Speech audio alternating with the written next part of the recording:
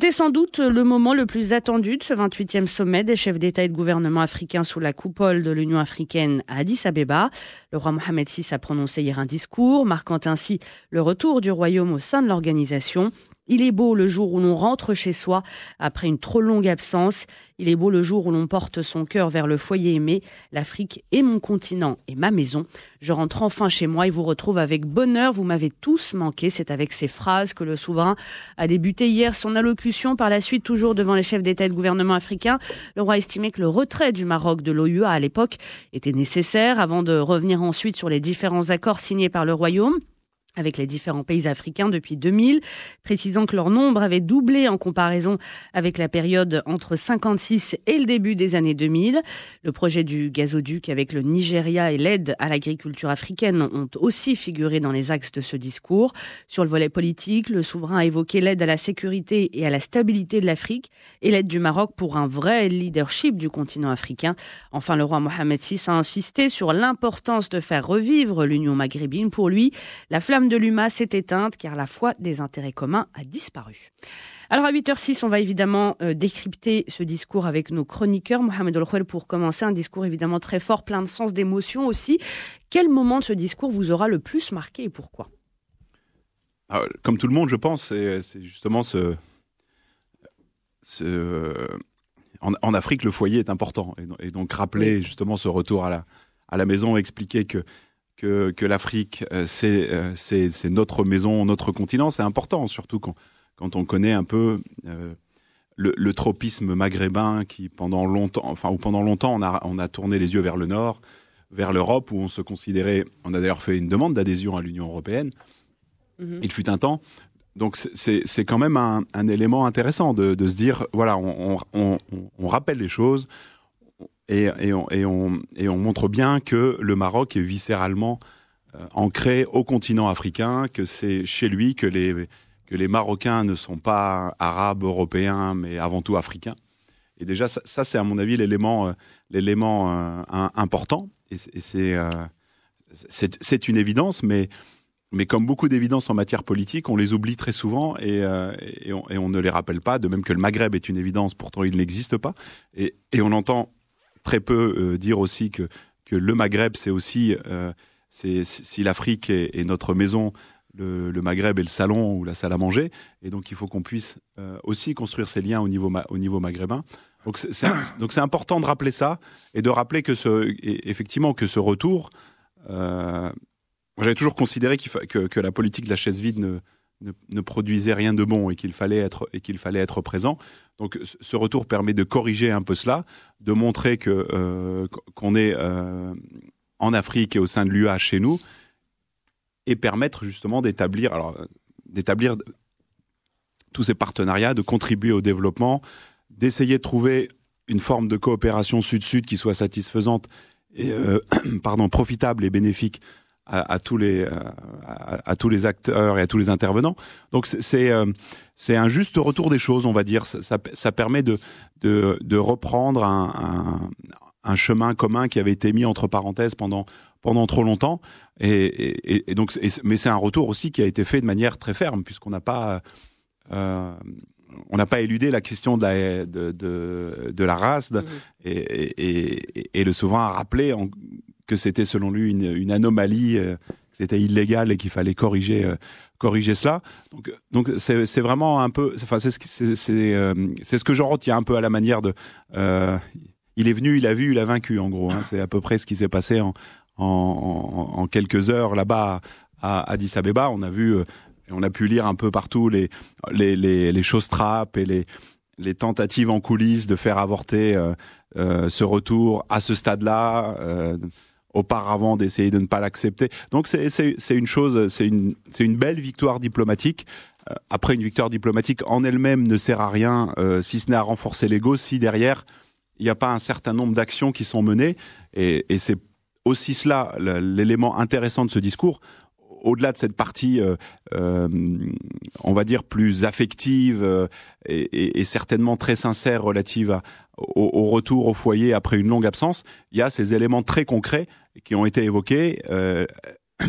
La régularisation des subsahariens au Maroc et le fait de vouloir et de permettre aux subsahariens qui le souhaitent au Maroc d'avoir une vie, un emploi et de s'y établir de manière durable et pérenne, c'est quand même un élément très important, puisque beaucoup aujourd'hui ne voient dans l'échange que le fait de pouvoir avoir des échanges de biens ou de richesses, mais certainement pas de population ou de culture, et qui s'arc-boutent sur leur identité ou ce qu'ils croient être leur identité. Donc ça, c'est un élément important de dire la porte est ouverte et on sera heureux d'accueillir celles et ceux d'Afrique subsaharienne qui souhaitent venir s'installer au Maroc, y trouver un emploi, y vivre décemment et de manière digne. Donc cette réalisation concrète est intéressante. Et puis il y a ces deux autres initiatives importantes, le gazoduc qui a été rappelé et qui du coup conforte. Parce qu'on pouvait, et j'étais l'un d'entre eux, je dois le reconnaître, considérer que c'était peut-être qu'un effet d'annonce. On en entend beaucoup sur ces grands projets de gazoduc, un peu partout dans le monde. Donc, il est vrai que j'avais accueilli ça avec beaucoup de scepticisme. Et le fait de le rappeler dans l'enceinte de l'Union africaine et de confirmer que c'est la réalité et l'attachement du Maroc, du Nigeria et d'un certain nombre de pays riverains à la réalisation de ce projet, c'était aussi quelque chose, à mon avis, de très intéressant et d'assez fort au plan politique. Enfin, le dernier point, et c'est pas le moindre, c'est cette problématique de souveraineté alimentaire pour l'Afrique. Et donc l'initiative AAA, je crois. Ouais. Et ça aussi, c'est important de rappeler ça, de dire que fondamentalement, l'Afrique, le problème à venir, c'est pas le gaz, c'est pas le pétrole, c'est pas l'énergie, c'est l'alimentation. Et on sait que la population africaine est jeune, qu'elle se développe beaucoup, que les besoins sont immenses et qu'il faut nourrir cette population. Et donc, il va falloir produire de quoi permettre de nourrir tous nos frères et toutes nos sœurs en Afrique. Et ça, c'est un sujet aussi fondamental que le Maroc, dans le cadre de l'Union africaine, souhaite appréhender, traiter et permettre de trouver les moyens pour réaliser cette autosuffisance alimentaire. Et c'est un vrai sujet, surtout quand on sait que, je crois que 2/3 des terres arables encore exploitables se situent en Afrique. Mais que ces terres-là ne sont la plupart du temps pas utilisées au bénéfice des Africains, mais vendues ou louées soit à des multinationales, soit à des États étrangers pour leur propre production. Donc ça, c'est un enjeu fondamental. Et il y a forcément pour l'Afrique et pour les Africains une question importante à traiter. Et ça, c'était aussi intéressant de retrouver cela dans le discours.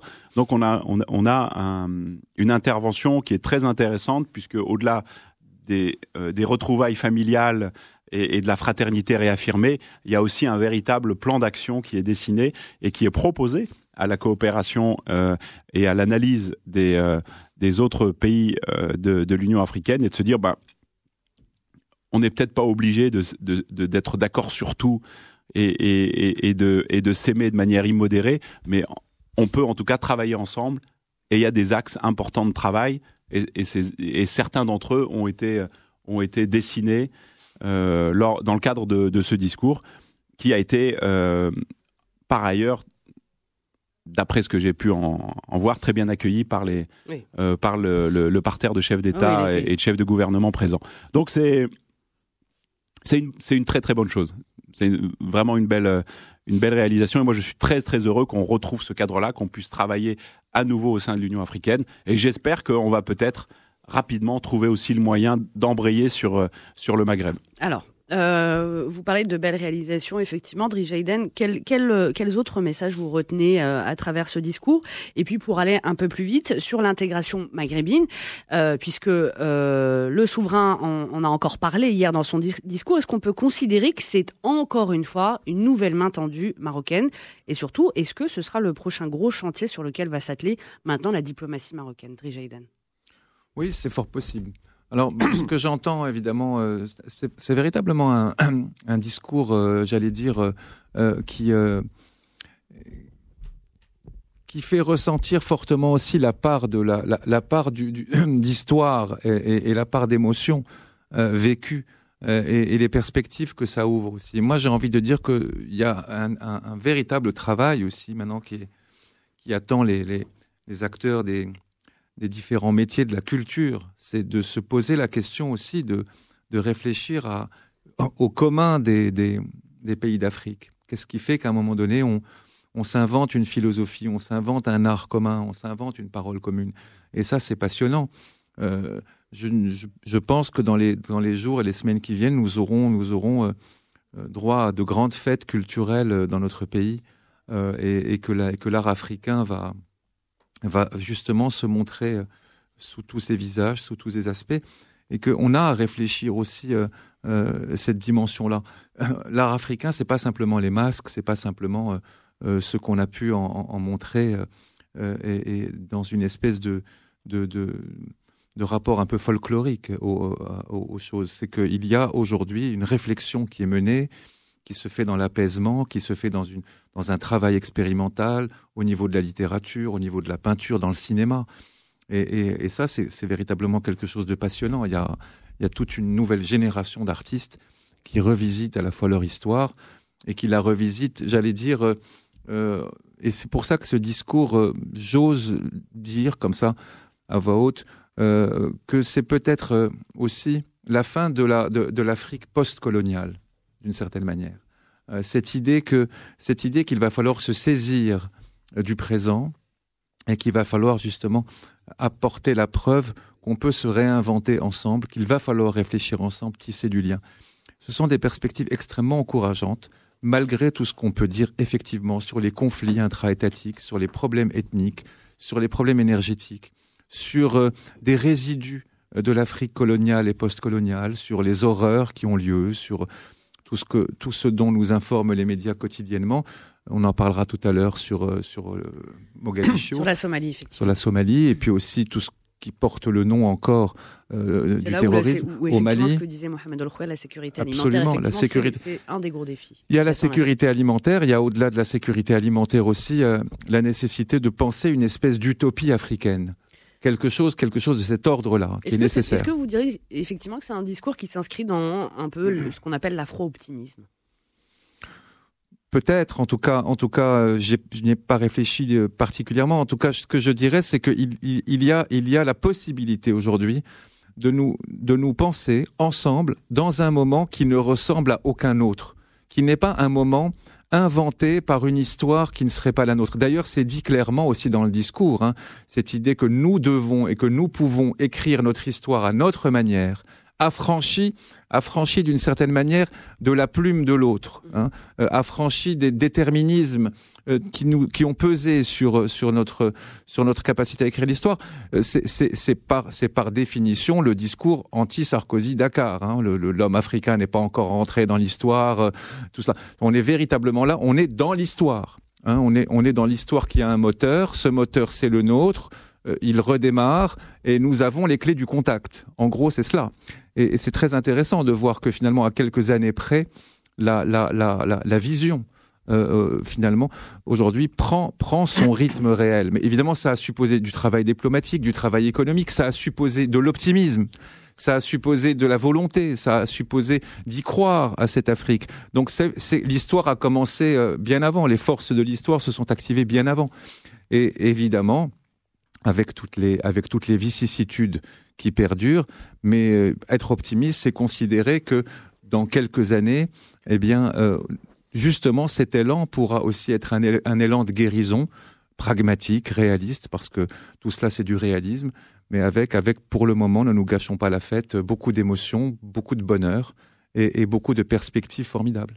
Alors, Talal Shakir, effectivement, Driss Jaidan a évoqué l'un des messages dans ce discours qui est effectivement, finalement, l'exhortation à faire en sorte que les Africains soient acteurs de leur histoire et de leur destin.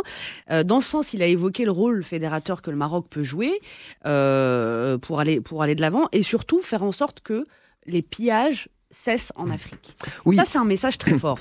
Est-ce que c'est un message qui pourra être entendu par ceux qu'on qualifie d'ennemis de la cause de la cause nationale d'intégrité territoriale du Maroc? Oui, parce que c'est un message qui est traversé selon moi par trois gros axes importants. D'abord, effectivement, il parle de la question de l'unanimité. Il dit bien nous n'avons pas l'unanimité et il le rappelle. Il dit je suis bienvenu, je suis revenu et je sais bien que tout le monde n'est pas d'accord. Donc il y a déjà ce point de reconnaissance et justement cette phrase-là veut dire que nous devons travailler ensemble justement pour retrouver cette unanimité et redonner la légalité bien sûr aux États qui le méritent.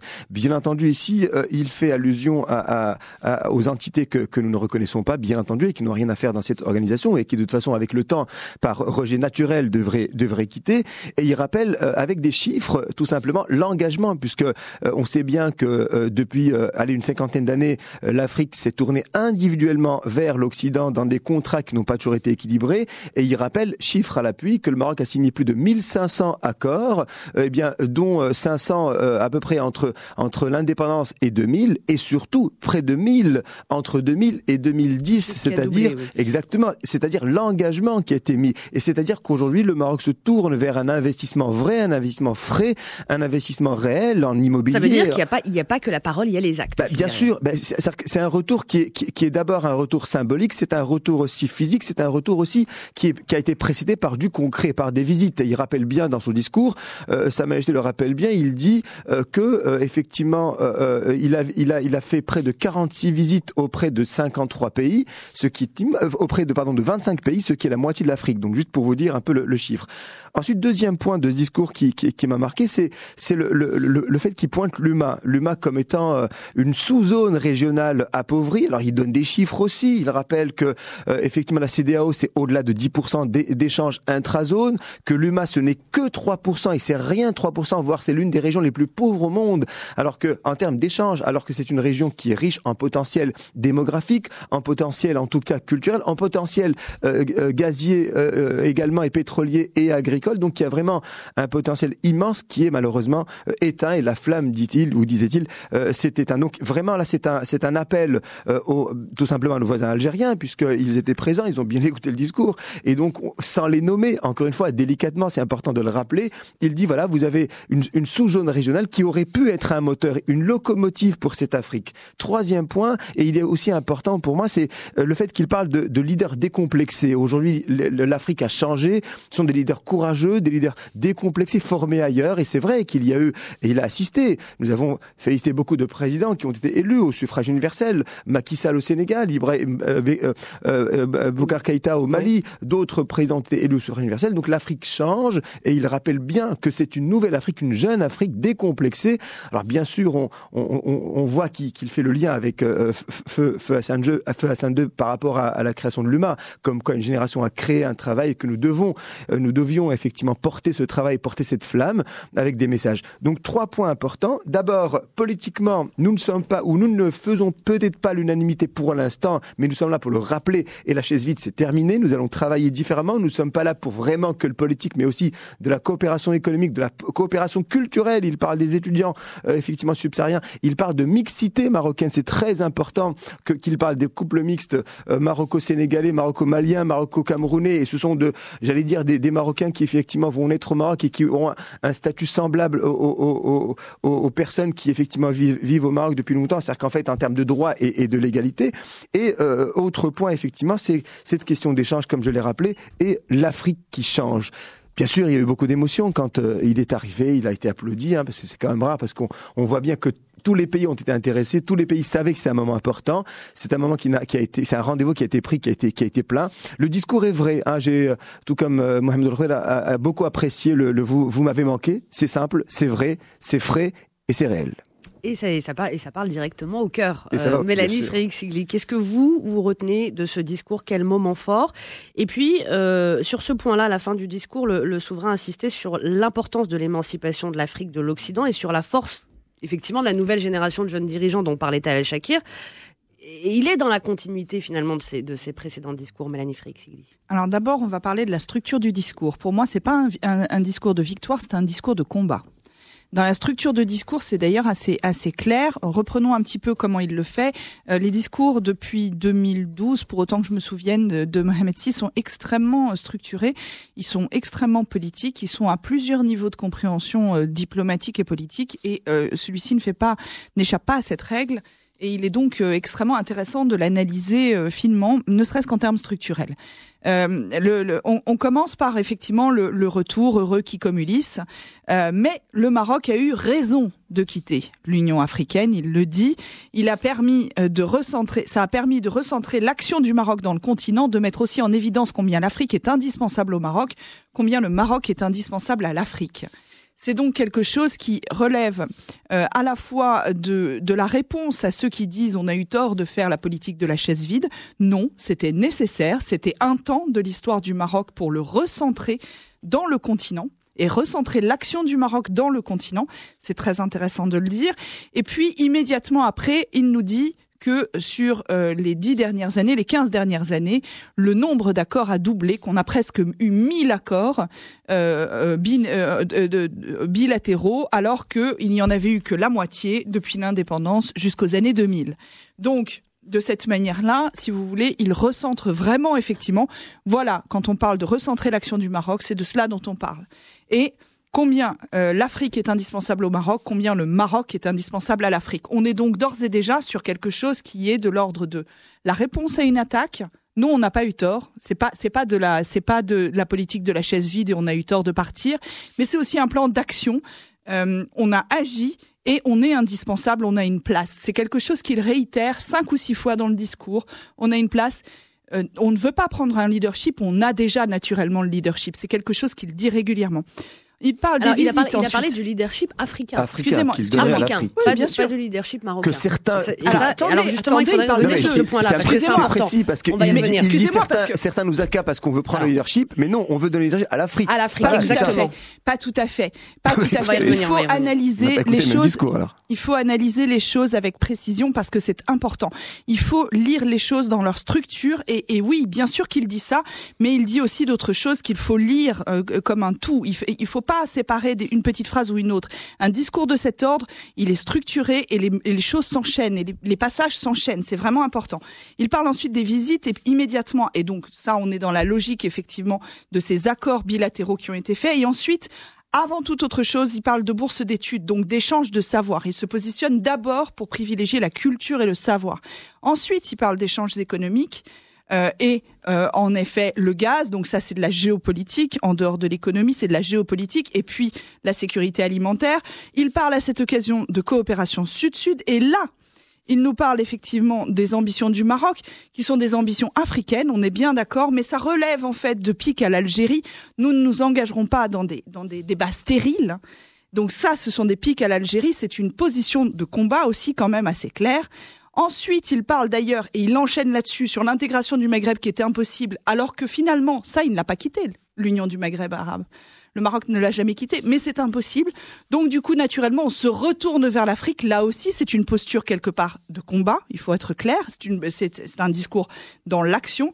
Et enfin, il parle du post-colonialisme et il dit, depuis plusieurs années, le taux de croissance de certains pays du Nord ne dépasse pas celui de certains pays africains. La faillite de leurs sondages révèle combien ils ont perdu toute capacité de comprendre les aspirations de leur peuple. Et pourtant, ces pays à la situation sociale et économique défaillante, au leadership faiblissant, s'arrogent le droit de nous dicter leur modèle de croissance. Donc là aussi, on est dans une posture qui est quand même assez vindicative. On finit là-dessus.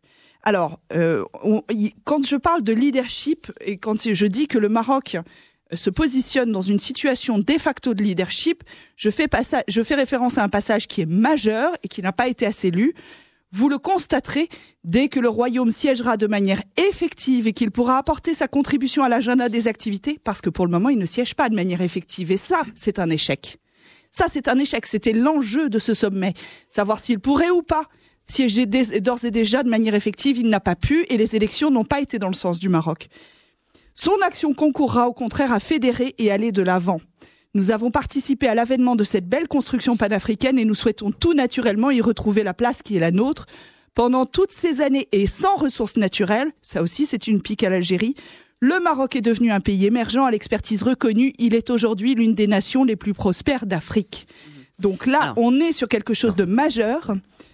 Il concourra au contraire à fédérer et aller de l'avant dès que le royaume siégera de manière effective. Donc il est d'ores et déjà dans une posture de leader naturel. Alors, est-ce que cette phrase, effectivement, fédérer, aller de l'avant, ça insinue finalement un leadership marocain, ou bien est-ce que, et on l'a vu dans le discours, le souverain a déclaré vouloir donner le leadership à l'Afrique. C'est clair. Alors, c'est clair. Est-ce que vous considérez que ça veut dire que, en clair, le souverain a essayé de faire passer le message, disant que finalement le Maroc n'a pas de visée en Afrique, si ce n'est celle de faire en sorte que l'Afrique de nouveau mais commence à compter sur la scène internationale.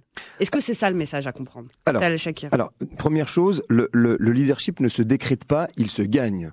Il se gagne avec des accords, avec des efforts et des visites et des relations. Et il me semble que le programme, le planning royal sur les 6 derniers mois a été tourné vers l'Afrique avec un grand A. Deuxième point, le Maroc est devenu une terre d'accueil au niveau des subsahariens. Je ne sais pas si vous le savez, mais il n'y a pas un pays en Afrique peut-être qui accueille autant de subsahariens en détresse, justement dans le cadre de l'immigration. Donc aujourd'hui, nous sommes devenus un pôle important en Afrique, il faut bien le rappeler. Le pôle important parce qu'il y a eu quand même des investissements importants au niveau de l'immobilier, bancaire, télécommunications, textile, entreprise. Il y a aussi le gazoduc. Donc quelque part, de par ces éléments, de par ces accords, vous êtes un petit peu une forme de leader de puissance économique. Je crois que parmi les pays en Afrique qui sont en émergence, le Maroc fait partie de ces pays-là. Donc naturellement, il y a une forme de pole position, si on peut le dire. Maintenant, il le rappelle et il dit attention, ceux qui disent, parce qu'il dit bien ceux qui disent que le Maroc veut avoir le leadership, par rapport à l'Afrique, quelque part se trompent. Le Maroc veut que l'Afrique soit le leader elle-même. En fait, il se met à la disposition de l'Afrique. Il se met dans la coopération. Il le rappelle bien. Et on sait bien, notamment l'Afrique du Sud et l'Algérie, n'arrête pas de dire que le roi fait des visites justement pour essayer d'impressionner. Non, c'est pas vrai. Il a tissé des liens dans le cadre de la coopération. Donc aujourd'hui, le message est clair. Ça n'est pas pour dire que nous voulons un quelconque leadership. C'est pas du kadhafisme. On est d'accord là-dessus. C'est pas ça. C'est un travail différent. C'est un travail qui a été fait en amont, de par l'investissement physique et en termes de temps. Même le discours de la Marche verte a été prononcé à partir de Dakar pour vous dire le symbole et la volonté d'immersion en Afrique. Donc arrêtons de dire des choses superficielles et superflues. Deuxième point, parce que Mélanie parle de l'UMA comme quoi le Maroc n'a pas quitté l'UMA. Non, le Maroc n'a pas quitté l'UMA. L'UMA compte des pays souverains qu'on reconnaît, qui nous reconnaissent, il n'y a pas de problème. C'est l'Union africaine qui compte un pseudo-État qui devrait effectivement disparaître. Et enfin, dernier point, le Maroc dit naturellement qu'il est important parce qu'il le rappelle. Il l'a rappelé à 2 reprises. Attention au monde occidental qui note nos croissances, qui note notre évolution et qui se trompe sur nos évolutions et qui ne connaît pas l'Afrique. Donc aujourd'hui, il tend la main à tous les leaders africains pour qu'ils travaillent ensemble dans le cadre d'autres coopérations. Il faut le lire dans le cadre d'une coordination, d'une collaboration et d'un travail en commun et non pas une volonté effectivement de leadership parce que, encore une fois, et je conclue là-dessus, le leadership ne se décrète pas, il se travaille, il se gagne. Une réponse très rapide. Je vais reprendre la citation exacte. Oui. Certains avancent que par cet engagement, le Maroc viserait à acquérir le leadership en Afrique. Je leur réponds que c'est à l'Afrique que le Royaume cherche à donner le leadership. Voilà. Exactement. Comment voulez-vous que le Maroc cherche à donner le leadership à l'Afrique s'il n'est pas, de base, dans une position de supériorité? Excellences, mesdames et messieurs, nous n'ignorons pas que nous faisons pas l'unanimité au sein de cette noble assemblée. Loin de nous l'idée de susciter un débat stérile. Nous ne voulons nullement diviser, comme certains voudraient l'insinuer. Il se positionne en rassembleur et en celui qui est le potentialisateur du leadership de l'Afrique. Si ce n'est pas se positionner en leader, je ne vois pas ce que c'est. Alors, Driss Aïdan, c'est forcément se positionner au-dessus de la mêlée. Oui, non, mais juste 15 secondes, pardonnez-moi. Évidemment, pourquoi pourquoi vous êtes complexé par rapport au fait qu'il y ait le mot leader? L'Allemagne aussi est leader de l'Union européenne. Et mais c'est pas un complexe, je dis juste que c'est un discours de combat, c'est tout. Bien sûr, je vous dis, ça ne se décrète pas, ça se gagne avec le temps. Bien sûr, c'est pas du kadhafisme, c'est pas le fait de tourner en Afrique et de dire n'importe quoi et de distribuer de l'argent aux mercenaires. C'est pas ça le travail du Maroc. Le travail du Maroc, il est un travail de fond, un travail de collaboration, un travail effectivement différents. Donc aujourd'hui, je vous dis, si demain le Maroc est leader comme peut-être d'autres pays pourraient être en pointe, il faut dire aussi en pointe, en pole position. C'est pas une question de volonté d'être le premier ou d'avoir le leadership sur d'autres nations. Alors, Driss Aïdan et Mohamed El Khouel pour finir. Driss Aïdan. Moi, je dirais que c'est plutôt un discours d'affirmation plutôt que combat. Non, il y a du combat toujours dans l'affirmation, mais plutôt un discours pas vindicatif, je dirais plutôt de l'affirmation. Parce qu'il y a aussi une position. Oui, vindicatif, c'est plutôt connoté. Il y a quelque chose de l'ordre de l'apaisement aussi dans cette parole. C'est que on vient après du travail. C'est pas de la promesse. C'est que justement, depuis plusieurs années, il y a des investissements, un type d'économie qui est l'économie du co-développement. Il y a des partages culturels, il y a ce que disait tout à l'heure Talal, c'est-à-dire le rapport avec ce qu'on appelle les subsahariens, il faut leur donner leur nom aussi. Il y a des Maliens, il y a des Sénégalais qui viennent dans notre pays, qui travaillent, qui sont des gens talentueux, avec lesquels nous avons beaucoup de choses en commun, et pas simplement une histoire dont nous ne serions pas les acteurs, mais aussi des projets qui se fabriquent tous les jours. Donc il y a cette idée d'affirmation qui est importante parce que le Maroc a démontré déjà qu'il était tout à fait capable, sur la question migratoire par exemple, c'est un point extrêmement important. Sur la question migratoire, on a montré qu'on était capable aussi de faire les choses en tenant les promesses de la régularisation. En tenant les promesses, en étant en avant-garde même. Mais bien sûr. Et alors évidemment qu'il y a toujours malheureusement des gestes malheureux lorsqu'on est à la frontière. Les gardes-barrières sont malheureusement des gens qui n'ont pas toujours le sens de l'histoire. Mais au fond, prendre sur soi de régulariser des gens qui vont devenir finalement des compatriotes, qui vont devenir des compatriotes de l'Afrique comme un pays. C'est aussi démontrer de la bonne volonté, c'est aussi démontrer de la capacité d'affirmation et c'est aussi inventer un modèle. Et de ce point de vue-là, je veux dire, ce ne sont pas simplement des promesses, un panafricanisme qui serait d'une certaine manière simplement une utopie locutoire. Non, on a posé des... Et aujourd'hui, au-delà de l'économie, au-delà de la géopolitique, être capable de trancher sur la question migratoire comme nous l'avons fait, c'est quand même poser un geste dans le contexte actuel qui est un geste réel. C'est parce que c'est très difficile la question migratoire et peu de pays sont capables de la réfléchir avec des gestes concrets. Alors Talal Shakir, tu vas absolument réagir. Oui, 15 secondes parce que 15 secondes par rapport à ce que dit Driss, effectivement le Maroc rappelle les 25 000 personnes qui ont été effectivement je dirais légalisées par rapport à leur papier et surtout il rappelle qu'ils vivent aujourd'hui grâce à cela dans la dignité, c'est important et le plus important c'est de rappeler que personne ne dit politiquement que le Maroc est un pays qui a aussi ses difficultés, nous avons aussi beaucoup de pauvreté, nous avons ceci, et pourtant on le dit pas. Dans d'autres pays, on le dit. Donc ça aussi, c'est une forme de dignité que de dire, bon, on va accepter nos amis maliens, camerounais, burkinabés, etc., qui seraient en difficulté, et nous n'avançons pas du tout l'argument comme quoi le Maroc aussi connaît des mendiants et a des difficultés et a une pauvreté à soigner, bien sûr. Mohamed Oufouet. Oui, c'est ce Maroc solidaire que nous aimons tous. On a peu, mais on le partage. Après, pour moi, c'est plus un discours de mobilisation. C'est plus comme ça que je le prends. Il y a aussi quelque chose comme en disant, ça, voilà, mobilisons-nous sur un certain nombre d'actions. Il ne s'agit pas de dire qu'on est le premier ou le dernier, mais de dire, voilà, il y a des actions concrètes qu'on peut mener ensemble. Après, si le Maroc a quelques idées, on ne va pas lui reprocher de les partager. C'est plutôt positif. Mais partager quelques idées, ça ne veut pas dire qu'on veut écraser l'autre ou se considérer comme supérieur. J'ai jamais dit le contraire. Non, bien sûr. Mais simplement... Ce n'est pas ce que je dis, mais l'idée, c'est plus comme ça que je le présente, que je le perçois. C'est vraiment se dire, c'est un discours mobilisateur.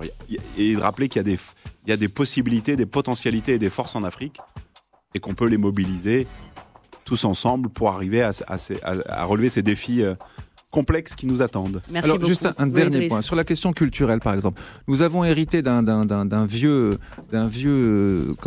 réflexe qui était d'avoir des départements d'études africaines, des choses comme cela. Non, il faut que l'Afrique soit partout. Il faut que les auteurs soient lus. Il faut qu'un philosophe comme Souleymane Bachir Diane soit étudié. Et tout cela dans la paix, et tout cela dans le partage. Il ne s'agit pas de dire, vous savez, la culture scrogneux pour dire que nous aussi, on est africains et on a des philosophes et des écrivains. Il ne s'agit pas de ça du tout. C'est de dire, voilà un regard autre. Et tout cela doit se faire, évidemment, dans le partage et dans l'intelligence pour ne pas tomber dans le piège du ressentiment qui serait pour le coup une manière de s'adresser à ceux qui voulaient écrire une histoire à leur manière. Au contraire, je crois qu'il faut de l'apaisement et c'est aussi